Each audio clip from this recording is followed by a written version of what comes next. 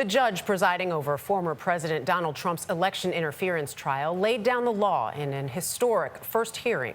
Federal Judge Tanya Chutkan warned Friday that she would not allow a carnival atmosphere in the courtroom.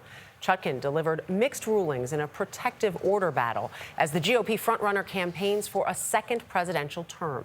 Christina Ruffini is in our nation's capital and joins us now. Christina, good morning. Good morning, Dana. Well, a big part of Trump's legal strategy so far has been to try to delay these proceedings as much as possible. But the judge made clear to his legal team yesterday that the more inflammatory things the former president says about the case, the faster it will go to trial. So far, the former president has made more campaign appearances than court appearances as the indictments pile up.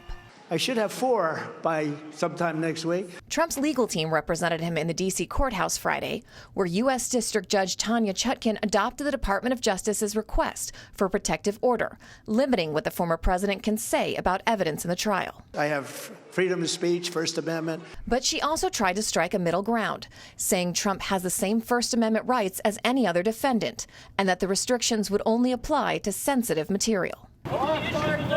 Trump was also not present in a courtroom in Florida this week, where he and personal valet Walt Nauta pleaded not guilty to new charges in the federal documents case. And more legal trouble could be coming before the end of the month in Georgia, where the Fulton County District Attorney is expected to file charges that Trump tried to pressure officials there into changing the state's election results. Those charges are expected right about the same time as the first Republican debate. I'll let it be known next week. Trump still hasn't said if he'll participate, but in Iowa this week, the topic has come up. People ask me sometimes what I think about maybe debating Donald Trump. I tell people I've debated Donald Trump 1,000 times, just never with the cameras on.